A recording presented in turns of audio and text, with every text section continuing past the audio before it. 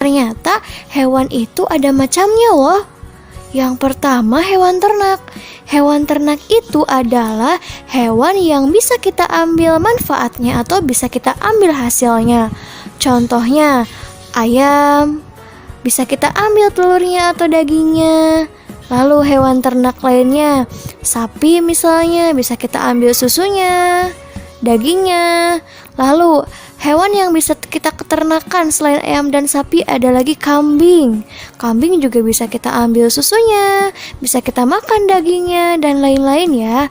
Nah, yang kedua adalah hewan liar atau hewan buas. Nah, hewan buas itu tidak bisa kita pelihara karena berbahaya. Ada beberapa hewan buas yang dilindungi oleh pemerintah agar tidak punah. Contohnya, harimau Sumatera itu berbahaya ya teman-teman. Tapi keberadaannya sekarang sudah semakin menurun. Makanya harimau Sumatera itu merupakan hewan buas yang dilindungi oleh pemerintah karena supaya tidak punah ya. Nah, yang ketiga adalah hewan peliharaan atau hewan kesayangan. Misalnya kucing, ikan, burung. Ayo, siapa yang di rumahnya punya hewan peliharaan? Dijaga baik-baik ya teman-teman.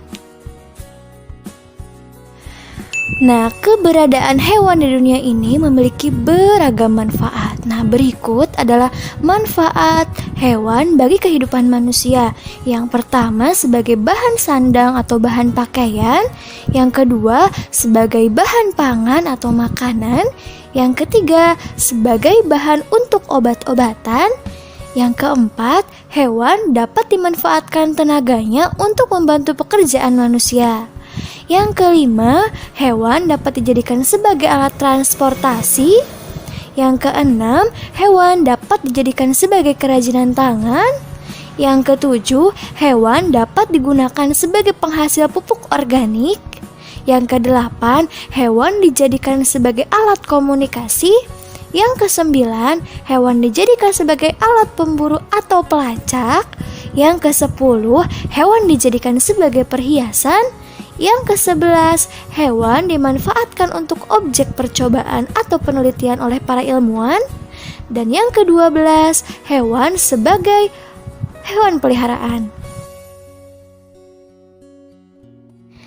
Nah, Miss Imas jelaskan satu persatu ya teman-teman.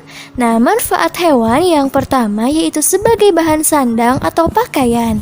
Contohnya, ada domba. Domba itu kan menghasilkan bulu.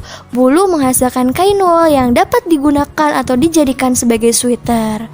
Yang kedua ada ulat sutra. Ulat sutra dapat dimanfaatkan untuk menghasilkan kain sutra.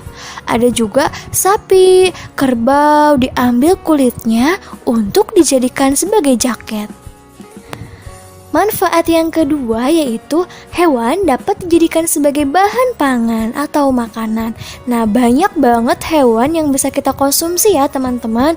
Contohnya ayam. Ayam bisa kita konsumsi dengan diambil telurnya, dagingnya.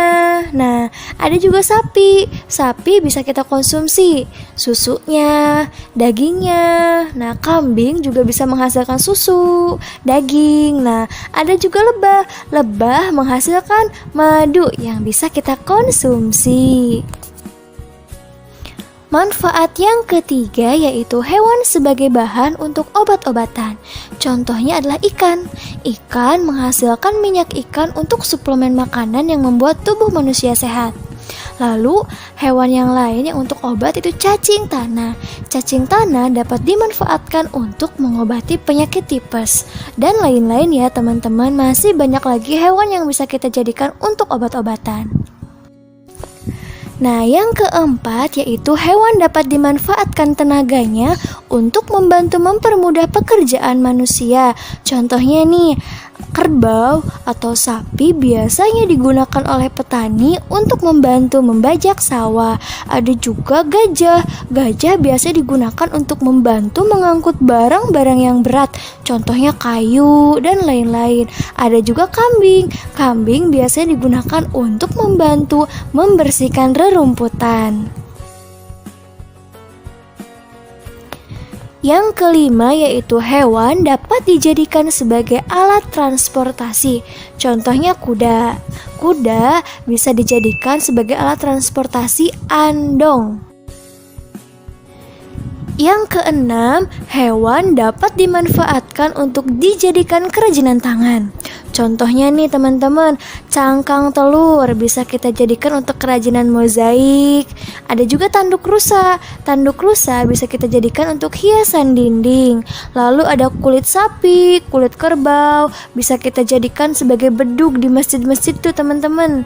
Ada juga kulit buaya, ular itu yang bersisik ya, biasanya dijadikan sebagai tas, ikat pinggang.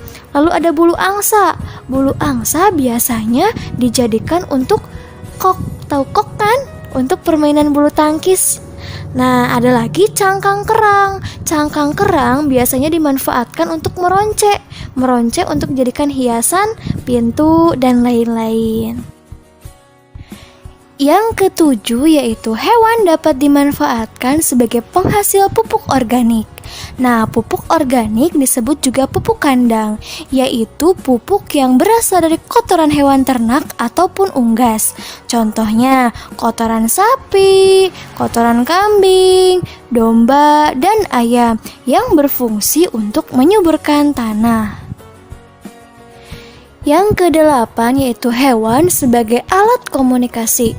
Nah teman-teman, pada zaman dahulu burung merpati sering digunakan untuk menyampaikan pesan atau surat dari satu wilayah ke wilayah lainnya. Manfaat yang kesembilan yaitu hewan dapat dimanfaatkan sebagai alat pemburu atau alat pelacak. Nah, biasanya hewan yang digunakan adalah anjing. Anjing digunakan oleh polisi untuk memburu dan melacak barang bukti kejahatan-kejahatan tertentu. Nah, biasanya hewan anjing juga digunakan untuk menjaga rumah. Manfaat yang ke-10 yaitu hewan dapat kita jadikan sebagai perhiasan. Contohnya nih, kerang menghasilkan mutiara. Mutiara bisa kita jadikan sebagai perhiasan yang cantik. Lalu ada juga cangkang kerang. Cangkang kerang bisa kita manfaatkan untuk membuat bros. Lalu ada kalung dari tulang hewan dan lain-lain. Manfaat selanjutnya yaitu hewan dapat dimanfaatkan untuk objek percobaan atau penelitian oleh para ilmuwan. Contoh hewan yang biasa dijadikan sebagai objek penelitian yaitu tikus. Nah, manfaat yang ke-12 yaitu hewan dapat dijadikan sebagai peliharaan. Contohnya banyak nih teman-teman. Ada kucing, ada yang memelihara ikan, ada yang memelihara burung, dan lain-lain. Nah, harus diingat ya teman-teman, pemanfaatan hewan untuk kepentingan manusia itu harus sesuai dengan aturan dan batasan yang telah ditentukan ya. Nah, hewan memang bisa kita manfaatkan loh teman-teman dengan catatan tidak berlebihan. Kenapa? Karena pemanfaatan hewan secara berlebihan dan tidak terkontrol itu bisa menyebabkan kepunahan. Nah, maka dari itu, yuk sama-sama kita lestarikan, kita jaga hewan supaya tidak punah. Oke teman-teman, kesimpulan untuk pembelajaran kita kali ini adalah hewan merupakan salah satu makhluk hidup yang wajib kita lestarikan dan wajib kita jaga keberadaannya. Nah, mulai hari ini yuk sama-sama kita jaga dan lestarikan hewan supaya tidak punah. Kita seharusnya memanfaatkan hewan dalam batasan yang wajar ya, demi keberlangsungan